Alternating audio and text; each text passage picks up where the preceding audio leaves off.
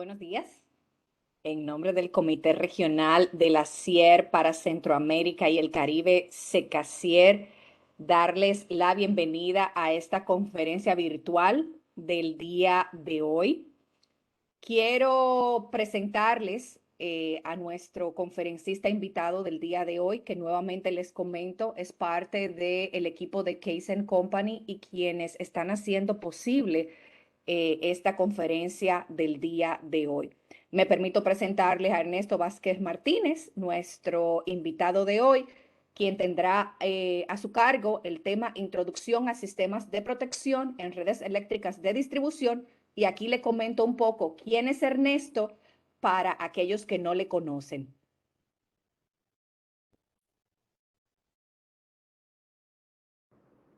El experto invitado el día de hoy es Ernesto Vázquez Martínez. Es ingeniero en electrónica y comunicaciones del 1988 y obtuvo su maestría y doctorado en ingeniería eléctrica en el 1991 y 1994 respectivamente en la Universidad Autónoma de Nuevo León, México. El doctor Vázquez ha impartido 20 cursos de nivel licenciatura y 70 de posgrado.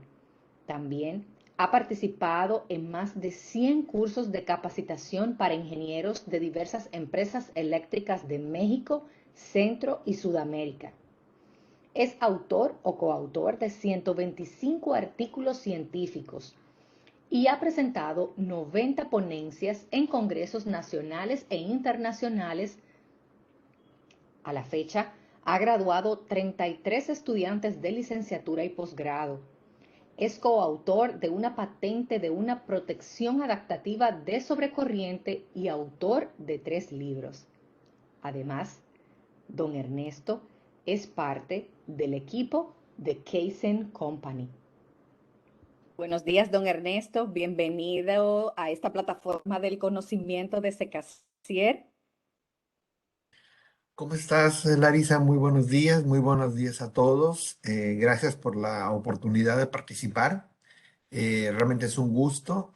Es un tema en el área de protecciones que a mí me fascina. Tengo ya prácticamente más de 20 años trabajando en los temas de protección de redes eléctricas en sus diferentes niveles y el hecho de poder compartir lo mucho o lo poco de mi experiencia, pues para mí siempre es un gusto. Buenos días a todos. Muchas gracias a Secai y por esta invitación a participar en este webinar. Y como mencionaba Larisa, pues yo estoy participando en colaboración con el grupo Kaizen en la parte de capacitación, en la parte en la cual tengo la experiencia, que es la parte de protecciones. Y como les mencionaba hace un momento, prácticamente todo lo que fueron mis estudios de posgrado y mi actividad profesional ha estado abocada a la parte de protección de redes eléctricas, tanto en la parte de transmisión, la parte de distribución, y así como la parte de protección de equipos. En esta ocasión, pues me permito presentarles el tema que es una introducción a los sistemas de protección de redes eléctricas de distribución, que es, digamos, la cara que le da la red eléctrica a los usuarios, es lo que los usuarios ven del sistema de potencia y que de alguna manera el impacto sobre el desempeño de los esquemas de protección involucra un impacto en la calidad del servicio que también se le entrega a los usuarios. Entonces es un aspecto muy importante. Es también bien conocido que los problemas en los sistemas de distribución es que no tienen el mismo nivel de automatización que tienen los sistemas de transmisión y por lo tanto pues hay ciertos problemas que se deben de resolver, además de que hay ciertas limitaciones, no solamente en infraestructura, sino también en niveles de inversión, lo cual pues también limita a veces las opciones para poder establecer esquemas de protección lo suficientemente confiables para prácticamente cualquier red eléctrica. En principio, lo que es la parte de protecciones es un área muy amplia. Es un área donde la gente que trabaja requiere un expertise muy ampliado que ha ido evolucionando con el tiempo. En principio de cuentas, los ingenieros de protecciones tenían que dominar dos temas, que era el conocer el comportamiento de los elementos que se iban a proteger, cómo se comportaban los voltajes, las corrientes, de un transformador o de una línea de transmisión durante condiciones normales a condiciones de falla, para saber qué tipo de variables eran las más convenientes a utilizar para un determinado esquema de protección, así como dominar también las diferentes herramientas que se requieren para poder precisamente evaluar esas condiciones. Aquí estamos hablando de los programas de cálculo de corrientes de cortocircuito, los programas de estudios de flujos de potencia, los programas de transitorios electromagnéticos y todo lo que está asociado a la operación y control de la red, que influye de una u otra manera en los criterios de selección y ajuste de protecciones. Sin embargo, con todo lo que es el desarrollo digital, que ya tiene por lo menos unos 20 años sin ningún problema, pues ha ido habiendo otro tipo de características que se le han sumado a los relés de protección. Actualmente debemos hablar prácticamente que el relé, independientemente del nivel, es una computadora industrial y que por lo tanto tiene una gran capacidad de procesamiento.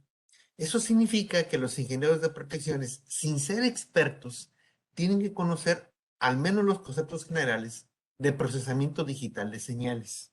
Esto involucra qué tipo de comportamiento transitorio afecta al relevador, cómo se lleva a cabo la etapa de filtrado, cómo se puede compartir información o qué tipo de información es el que conviene definir a la entrada de los relés. Y asimismo, también los relés han adquirido una gran capacidad de intercomunicación.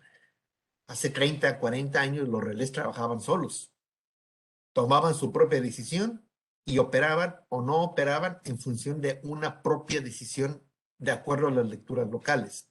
Actualmente los relés se pueden intercomunicar al mismo nivel en una subestación o hacia los niveles superiores en el sistema SCADA o en las unidades terminales para compartir datos. Eso involucra capacidad de comunicación. Entonces, nuevamente, sin ser unos expertos, los ingenieros de protecciones tienen que conocer los conceptos de los protocolos de comunicación, de la integración de redes y cómo intercambiar datos. Imagínense ustedes, por ejemplo, que quiero intercambiar datos entre dos relés, digamos marcas, un Siemens y una ABB, y yo quiero que el relé de Siemens le mande una corriente al relé de ABB. Le tengo que decir al de ABB que lo que está recibiendo es una corriente y que no lo interprete como un voltaje, por ejemplo. Entonces, aunque cada uno tiene sus protocolos, debo de también de poderlos enlazar para sacarles el mayor provecho posible. Actualmente, el mayor nivel de desempeño de las protecciones se obtiene precisamente con la integración, con la capacidad de poder intercambiar datos de tal manera que la decisión de disparo o no disparo ya no depende exclusivamente de lo que el relé mide, sino de lo que puede compartir con otros relés o en la misma subestación o en subestaciones adyacentes. Eso le da mucho mayor nivel de seguridad a los esquemas de protección para que aumenten su sensibilidad para detectar las fallas correspondientes y que sean relativamente insensibles a aquellos eventos para los cuales no tienen por qué operar. El impacto tecnológico es muy evidente. Yo creo que es algo que es claro para todos. En esta imagen tenemos el clásico relevador de sobrecorriente del IAC de General Electric y a la derecha tenemos un relevador digital que en teoría son equivalentes, pero en realidad no lo son. Desde el punto de vista de desempeño, pues en realidad el relé digital hace muchísimas más cosas de lo que hace el relé electromecánico. No solamente hace las funciones básicas de protección, en este caso es medir, detectar y disparar el interruptor si es que es el caso, sino que un relevador realmente puede hacer funciones de supervisión, puede hacer funciones de medición e inclusive funciones de control. Hay inclusive relevadores muy sofisticados que inclusive incluyen como parte de su estructura interna modelos térmicos que no representan, por ejemplo, la solución de ecuaciones diferenciales parciales pensando en cuestiones de manejo de temperatura, sino que son modelos aproximados que le permiten al relé estimar, no medir ni calcular de manera precisa, sino estimar cierto comportamiento térmico de un elemento y por lo tanto tomar acciones de protección previo a. Por ejemplo, en el caso de líneas aéreas, que pueden ser de transmisión o de distribución, si se cuenta con un modelo térmico, es posible a partir de la corriente medida, a partir de la temperatura ambiente y a partir de los datos del conductor con el cual está hecho precisamente la línea de transmisión o el circuito, se puede llegar a estimar el valor de temperatura en el cable y por lo tanto determinar si ese valor de temperatura se incrementa o se reduce. Si se incrementa, significa que el material se puede tener una deformación, o sea, tiene una elongación por efecto de dilatación de temperatura y la catenaria que forman los conductores entre las dos torres, pues llega a caer. Entonces, un relevador puede estimar, no está midiendo, que la catenaria promedio entre dos torres de la línea cayó un 15%. Y si eso se considera crítico y el relevador adicionalmente tiene capacidad de interconectarse a una red de comunicaciones, puede mandarle al responsable en el momento actual un mensaje donde le diga la catenaria de la línea 1, 2, 3 supera el límite mínimo de una caída del 15% con respecto a su valor típico. Entonces, ahí lo que está haciendo el relé es avisar que si ese proceso continúa, se puede generar una condición de falla. Entonces, el relé también toma acciones de supervisión para que en algún momento, por decisión humana, se hagan los cambios correspondientes para precisamente evitar un fallo de mayores características. Y eso solamente se puede hacer con relés digitales. Y es cuando se le saca el mayor valor agregado a los relés. Ya no solamente miden, detectan, determinan la falla y disparan. Pueden hacer muchas más cosas. Desde el punto de vista de los elementos de protección, normalmente como elementos básicos y hablando más hacia sistemas de distribución, pues normalmente tenemos 5 grandes grupos de elementos de protección, lo que son los fusibles, lo que son los restauradores automáticos, los seccionalizadores que realmente no son protección, sino que forman parte de un proceso de automatización, de separación automática junto con las protecciones, toda una gama de interruptores de bajo voltaje y relevadores. Cuando hablamos de sistemas de transmisión, normalmente hablamos exclusivamente de relés. ¿Por qué? Por los niveles de cortocircuito necesitamos capacidad interruptiva y entonces necesitamos interruptores controlados por relés. Pero cuando hablamos de sistemas de distribución, la situación cambia. Podemos utilizar una combinación de diferentes elementos que normalmente se instalan en la red siguiendo una cierta lógica para poderle dar mayor nivel de flexibilidad a la operación de la red y que durante condiciones de falla pueda recuperar secciones de red que no necesariamente tengan que desconectarse. Normalmente, los relés en un sistema de distribución están puestos en los puntos críticos, están puestos en las subestaciones donde arrancan los sistemas de distribución o en puntos de seccionamiento importantes. Y a lo largo de la red normalmente se distribuyen, puede haber relevadores, puede haber restauradores en combinación con seccionalizadores, puede haber también fusibles en los ramales secundarios y al fin y al cabo formamos toda una estructura que nos permite de alguna manera seccionar la red en caso de condiciones de falla. De tal manera que las fallas, pues sí, van a provocar que una zona del sistema se apague, pero que me permita recuperar ciertas zonas del sistema sin afectar al 100% de los usuarios del circuito. Ahí depende mucho cómo hagamos o cómo se realice, perdón, la selección de los equipos. Normalmente por prioridad, el más bajo es el fusible, porque el fusible tiene el problema de que una vez que opera tiene que ser sustituido. Y de ahí para arriba, el resto de los elementos pueden ser restaurados. Es decir, puedo reactivar su función de protección de manera adecuada cuando sea necesario. Entonces, la lógica de la operación entre los elementos de este tipo, pues de alguna manera conllevan la coordinación de parejas, por ejemplo, relevador fusible, relevador restaurador o fusible, relevador, restaurador fusible o las diferentes parejas que se presentan en sistemas de distribución. Normalmente, el principio básico de protección en este tipo de redes es el principio de sobrecorriente. Es, digamos, el más utilizado, es el más simple y que básicamente su base de operación es discriminar la información que está midiendo que es una comparativa entre la corriente de carga y la corriente de falla. Generalmente, cuando hablamos de corriente de carga, necesitamos incluir las impedancias de la red que incluyen las cargas y que son valores relativamente grandes a comparación de las impedancias de los circuitos. Entonces, normalmente es aceptable establecer que durante una condición en una red es viable discriminar o reducir el efecto de la corriente de carga, asumiendo que la corriente de falla es varias veces mayor que la corriente de carga. En la mayor parte de los casos eso sucede y es cierto. Normalmente las corrientes de falla son varias veces mayores que las corrientes de carga. Entonces, para un relevador es muy sencillo, o para un elemento de protección en general, es muy sencillo discriminar o una corriente de falla contra una corriente de carga.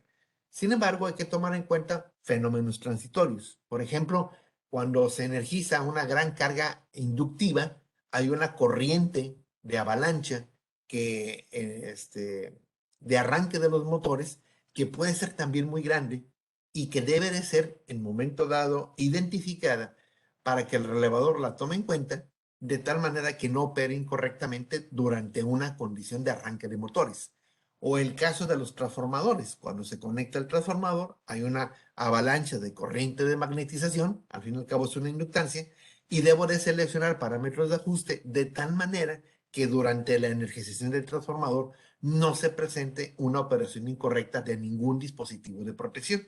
Entonces, hay todo un grupo de criterios que se pueden establecer para ese fin.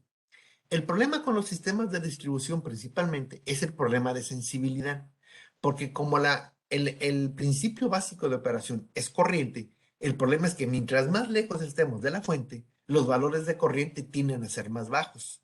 Y por lo tanto empieza a haber una comparación en magnitud entre los valores de corriente de falla muy alejada con respecto a los valores de las corrientes de carga. Cuando eso sucede, se vuelve muy complicado, no imposible, lograr que un dispositivo de protección haga una diferenciación adecuada entre corrientes de falla y corrientes de carga. El peor de los escenarios que se enfrenta en distribución es el concepto de conductores caídos. Cuando cae un conductor a tierra y es un conductor de relativamente baja tensión y cae en un terreno con una resistividad muy alta, como por ejemplo asfalto seco, el voltaje de ese circuito es tan bajo que no es capaz de romper la capacidad dieléctrica del terreno. No salta el arco y por lo tanto no hay corriente. Entonces, en este caso, el problema principal es que el elemento que esté sensando, en lugar de ver un incremento de corriente producto de la falla, entonces no va a haber corriente. Pero sigue habiendo una falla porque el conductor está puesto a tierra. Ese es un caso extremo que recibe por nombre detección de conductor caído.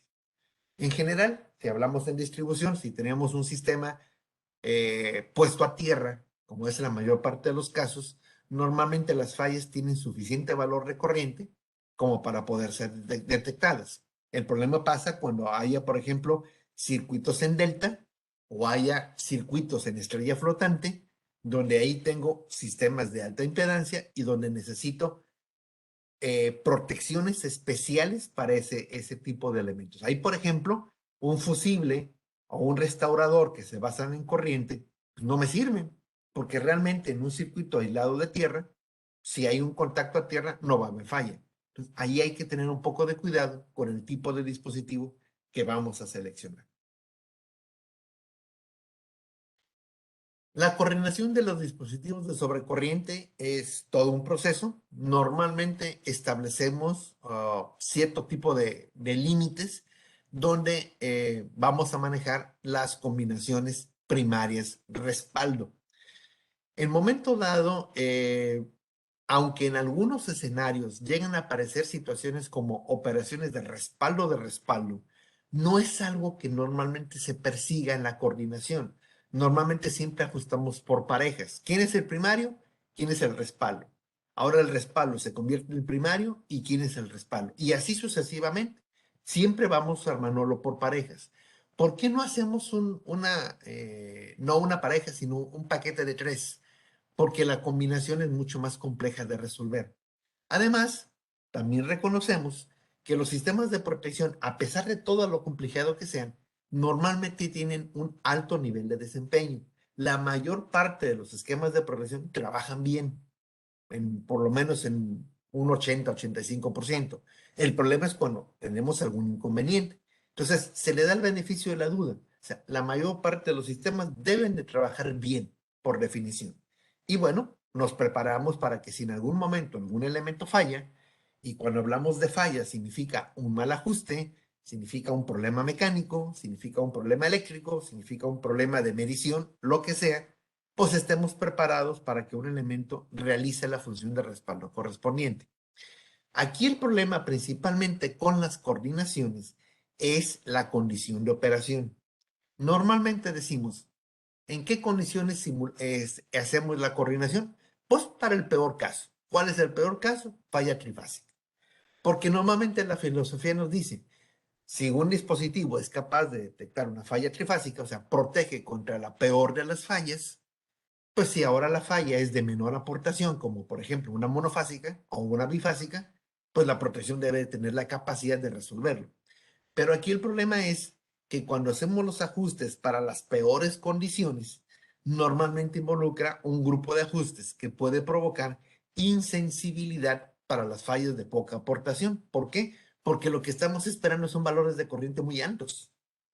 Y si de repente tengo una falla a través de un conductor que cae a tierra por contacto de un árbol y hay una cierta impedancia, la corriente se va a reducir. Entonces, una corriente reducida provoca que el relevador pueda simplemente, o la protección, no tener la sensibilidad suficiente para poder detectar ese evento. Entonces, aquí la regla, el problema principal es que no puedo asumir que el hecho de proteger contra una falla trifásica automáticamente me protege contra una falla monofásica. Esto inclusive provoca que tengamos dos grupos de protecciones. Los grupos que protegen contra fallas entre fases, que incluyen la trifásica, y los sistemas de protección que operan contra fallas a tierra. Lo interesante de estos dos esquemas es que los que operan contra fallas entre fases, normalmente lo que están viendo en estado estable es la corriente de carga. Entonces se tienen que ajustar por encima de la corriente de carga, porque por su conexión miden la corriente de carga. Entonces esperan que la corriente de falla sea más grande. Y los elementos de tierra que normalmente están conectados en los neutros, si asumimos un sistema perfectamente balanceado, se supone que la corriente en el neutro es cero. Pero cualquier grado de asimetría o de desbalance que tengamos en la red se ve como corriente residual en los neutros. Entonces, las protecciones de tierra también ven una, entre comillas, corriente de carga de estado estable, que es la corriente residual que se mide en los neutros, producto del desbalance natural de la red, y más porque es un sistema de distribución. Entonces, aquí el problema es que vamos a manejar información diferente.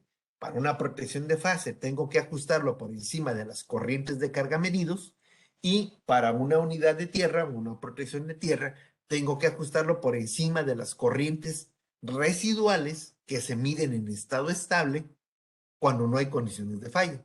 Eso marca dos sistemas perfectamente independientes. Ahora bien, uno de los problemas más importantes que se tiene es la cobertura. ¿En qué sentido? Como nada más medimos corriente, porque normalmente en distribución el elemento básico de protección es corriente, el problema es que la corriente depende de dos cosas. Una, depende del tipo de falla, y dos, depende de la condición de operación. Por ejemplo, en esta figura, y estoy tomando como referencia el elemento 50, que es una protección instantánea, que es la más fácil de visualizar ahorita. Imaginémonos que el elemento 50 de este circuito está diseñado para proteger el 80% de la sección AB. Entonces, el ajuste es muy sencillo. Simulo una falla al 80%, esa corriente la paso al secundario a través de la relación del transformador de corriente y obtengo el ajuste de la protección. Y ese es el ajuste. Sin embargo, ese ajuste lo obtuve con la curva 1, que la curva 1 que está ahí es cómo se comporta la corriente de falla a lo largo del circuito en una condición de operación. ¿Qué pasa si detrás del relevador, más allá de la subestación A, el equivalente de Thevenin se vuelve más robusto, lo cual significa que la impedancia de Thevenin es más chica? o se vuelve más débil, lo cual significa que la impedancia de Thevenin se vuelve más grande. Entonces, en lugar de tener la curva 1, voy a tener la curva 2 o la curva 3. El ajuste es el mismo. Es lo que está marcado ahí como el I51.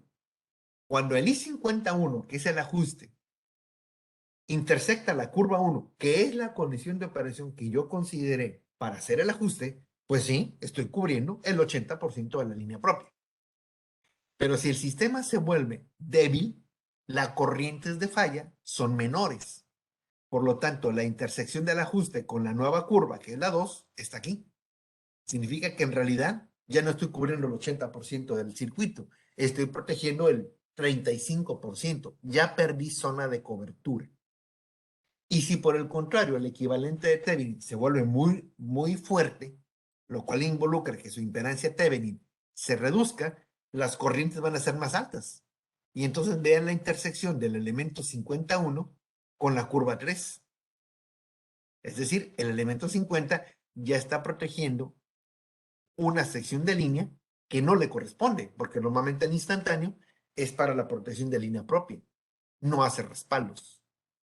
Entonces, el problema es que la zona de cobertura cambia con el tiempo. Cambia con el tipo de falla, porque entre una falla trifásica y una falla bifásica hay una diferencia en corrientes, y cambia a lo largo del día, porque si la condición de la red está cambiando entre demanda máxima, demanda mínima, o cambia la configuración de la red, el equivalente de Thevenin de 3DA también se está moviendo. Entonces, no puedo decir que la protección cubre siempre el 100% del tiempo, el 80%. Si eso lo trasladamos a las protecciones de protección de fase, por ejemplo, que midan la corriente de carga, pasa algo similar. Las coberturas no son fijas, las coberturas son variables. Entonces, es todo un reto lograr una coordinación adecuada cuando las zonas de protección se están moviendo. Significa que a las 3 de la tarde todo funciona muy bien, pero puede ser que a las 6 de la tarde pierda zonas de cobertura o que a las 2 de la mañana tenga una cobertura más allá de la que debería de tener. Entonces, todo este tipo de aspectos involucran un nivel de complejidad en poder determinar el ajuste más apropiado. Normalmente cuando definimos los ajustes de las protecciones y más en distribuciones, sirven para una condición de operación. Cambio la condición de operación, no puedo asegurar que lleguen a cubrir exactamente la misma zona. Tengo que verificarlo y normalmente no se verifica porque se asume que ya se coordina. El otro problema interesante que está empezando a aparecer es precisamente que ahora en esos sistemas de distribución empiezan a aparecer generación distribuida. Puede ser fotovoltaica, puede ser eólica, puede ser almacenamiento de energía o cualquier otra. ¿Cuál es el problema con estas fuentes de generación? Por un lado, se reconoce que son fuentes renovables y por lo tanto el beneficio a la red es evidente, o sea, es ecológicamente mejor. Sin embargo, desde el punto de vista de la red, ocasiona problemas por una sencilla razón. Resulta, resulta que un generador tradicional, un hidráulico o un térmico, que son los más tradicionales, se conectan directamente a la red. Ellos son los que entregan la corriente de falla y son valores de corriente de falla muy elevados. Pero cuando hablan de un fotovoltaico o una turbina eólica o un almacenamiento por banco de baterías, esos elementos no están conectados directamente a la red. Están conectados a través de un convertidor de potencia. Y el convertidor de potencia, él es el que entrega la corriente de falla. Y resulta que como protección de los convertidores, normalmente los convertidores no pueden entregar más allá del doble de la corriente nominal. Entonces, por ejemplo, un generador tiene una corriente nominal y puede entregar 5, 6, 7 o 10 veces la corriente nominal como falla. Entonces, era muy evidente que era una falla. Pero bueno, los convertidores dicen, ¿sabes qué? Lo máximo que te puedo dar como corriente de falla es el doble de la corriente de carga.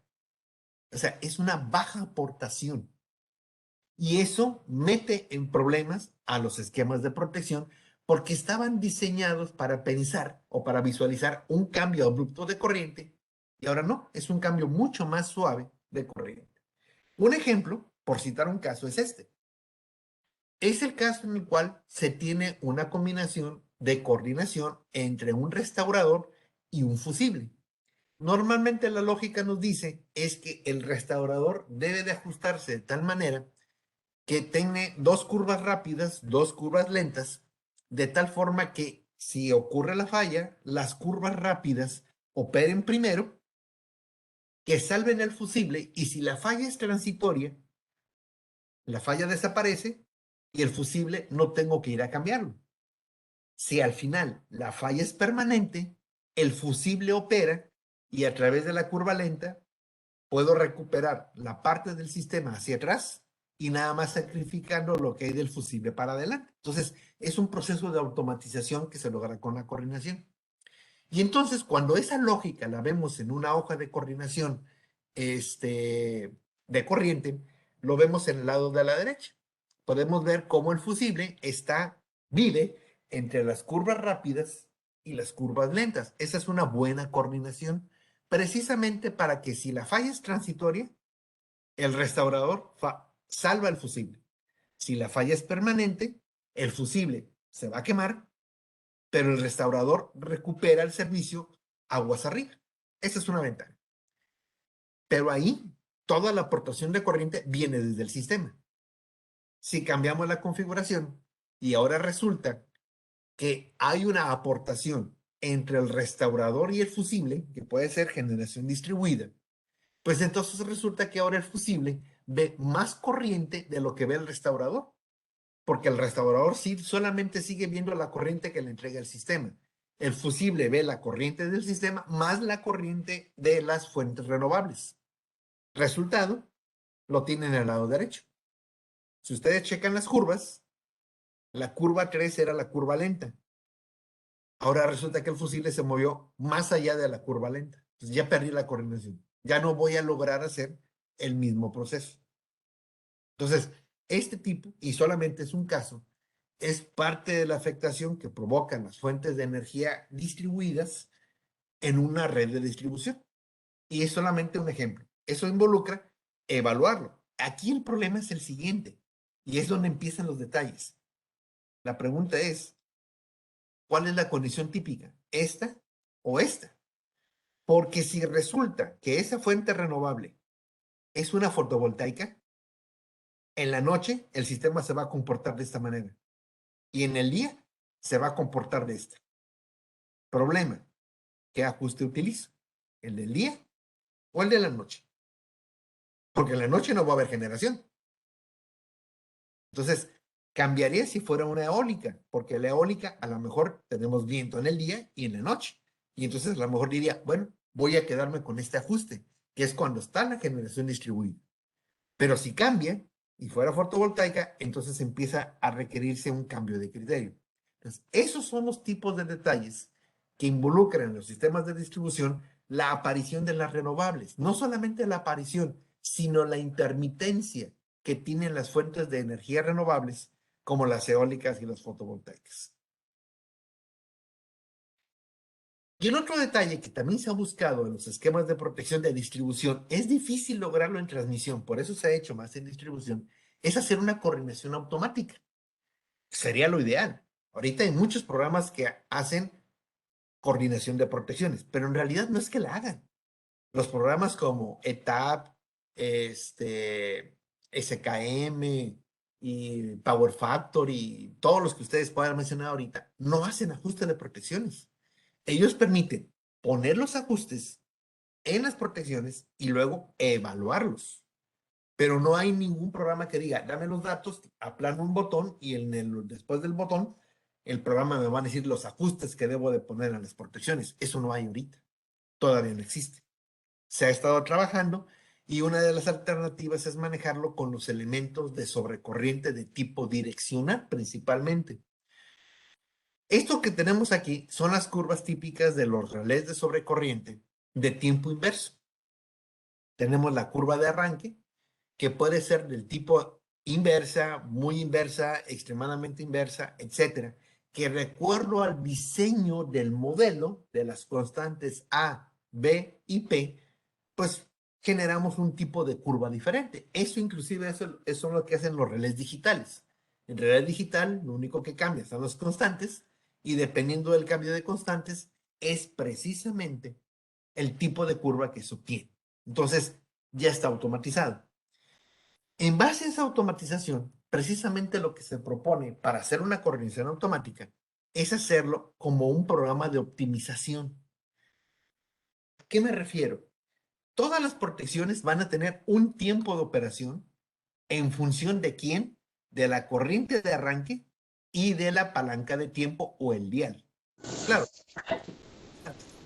pero en este caso, lo que se asume es que lo que yo quiero es que la suma de todos los tiempos de operación, de todas las protecciones para cualquier condición de falla, sea lo más pequeño posible. ¿Sí?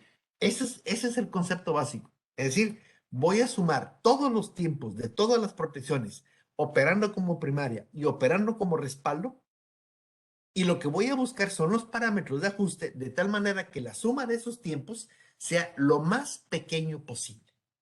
Y entonces aparecen un grupo de restricciones. ¿Qué restricciones? Ah, pues la corriente de arranque. ¿Cuál es el valor mínimo? ¿Cuál es el valor máximo? Y eso puede venir de un programa de flujos que establezca, por ejemplo, entre demanda máxima y demanda mínima, cuál es el máximo valor de corriente y el mínimo valor de corriente que deberían de ver. De acuerdo a las restricciones del relé, cuál es el dial mínimo y cuál es el dial máximo. Esos son datos que el relé establece. Y finalmente, bueno, adicionalmente, ¿cuál es el intervalo de coordinación? ¿Cuál es el margen de tiempo entre el relé primario y el relé de respaldo? Que típicamente anda entre 0.2 a 0.4 segundos. Lo puedo dejar fijo o lo puedo dejar en un rango. Y también puedo definir los tiempos máximos y mínimos que necesite. Entonces, cuando esto lo combino con las ecuaciones, lo puedo plasmar como un programa de optimización donde la función objetivo es la suma de todos los tiempos y las restricciones vienen por el conjunto de todas estas condiciones para cada uno de los relevantes. No es un problema tan sencillo de resolver, es un problema relativamente complejo, pero ya ha habido trabajos que han planteado la posibilidad de resolverlo. Por ejemplo, este es un caso publicado en un artículo, me permití tomarlo como referencia. Es un sistema de 8 nodos donde se ven la selección automática de los elementos 67 del sistema que tenemos aquí entre los nodos 1, 3, 4, 2, 6 y 5.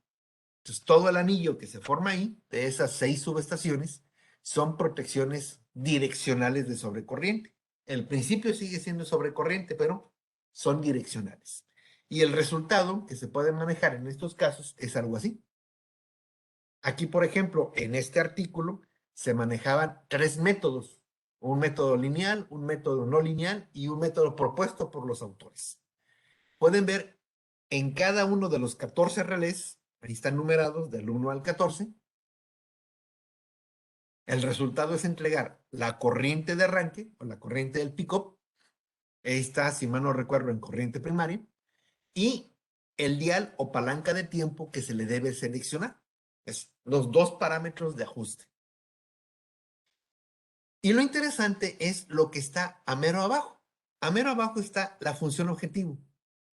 Por ejemplo, con este método, la suma de los tiempos de operación de todos los relés daba 12.42 segundos. Para el segundo método da 6.92. ¿Qué significa? Que con estos ajustes logro liberar las fallas, pero en tiempos más reducidos. Y el método propuesto por los autores en ese trabajo, pues lo dejaban pues casi muy similar al anterior, 7.63. Inclusive nos daba o da el tipo de curva, normalmente inversa o muy inversa. Esto es el objetivo de una coordinación automática. Porque entonces sí, lo que le doy son los datos de la red, le doy los datos de los relés, ya no me preocupo de las parejas, esas quedan a expensas, y entonces, prosiguiendo un procedimiento de optimización, obtenemos precisamente este tipo de datos. El modelado no es complicado. De antemano, en realidad es un modelo que ya tiene algunos años proponiéndose a nivel de literatura por muchos autores. Sin embargo, el problema es ¿cuál es el método de optimización que voy a utilizar? Ahí la gente que trabaja en esta área se ha abocado no a modelar el problema, sino cómo lo voy a optimizar, qué tipo de método de optimización me asegura encontrar resultados viables en un tiempo, pues, les puedo decir, viable. O sea, si esto tarda una semana, pues no tiene caso, tiene que tardar cuestión de minutos para que sea realmente información viable. Esto inclusive se ha manejado ya como una alternativa de que si aumenta el nivel de supervisión o el nivel de automatización en redes de distribución y estos relés tuvieran acceso a los sistemas de comunicación, imagínense que cada hora se recolecta la información de la red en una forma centralizada, se corre el algoritmo de correlación de protecciones, se encuentran los nuevos ajustes y a través del mismo sistema de comunicaciones se manda la información a los relés y se mueven los ajustes. Entonces tendríamos ajustes, por así decirlo, adaptivos o adaptativos. Ya no es porque el relé sea adaptativo, eso ya depende del diseño del fabricante, sino que en este caso lo hacemos adaptativo en forma centralizada, pero para eso necesitamos tener información, procesarla y luego regresarla a los propios equipos de protección. Eso ya sería vamos a decir, el nivel deseado de automatización que gustaríamos tener en los sistemas de protección para redes de distribución. Porque como la red de distribución tiene un cambio en la condición de operación mucho más variable que en transmisión, pues ahí es donde se necesitaría una modificación más continua de los ajustes de lo que realmente existe en transmisión. Bien, de mi parte, esto es lo que quería exponerles. Es un tema en el cual la parte de distribución es muy importante, como les decía, es el área que de alguna manera nos pone en contacto con los usuarios y normalmente el tener un muy buen desempeño de los esquemas de protección reditúa en una confiabilidad del servicio para los usuarios, lo cual pues no deja de ser un reto. Hay varios problemas que se tienen que afrontar y que en momento dado no tienen todavía una solución absoluta. Se ha ido mejorando.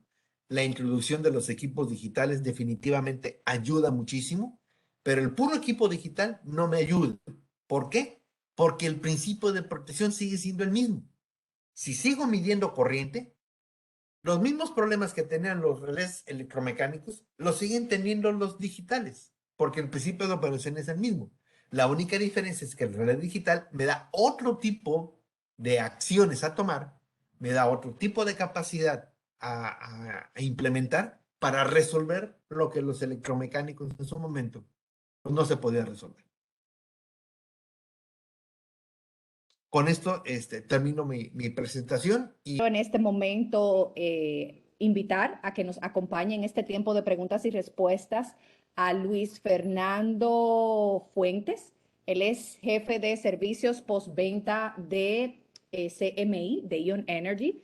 Y él nos va a estar acompañando e interactuando con ustedes los participantes y con Ernesto en este tiempo de preguntas y respuestas, pues para sacarle el mayor provecho.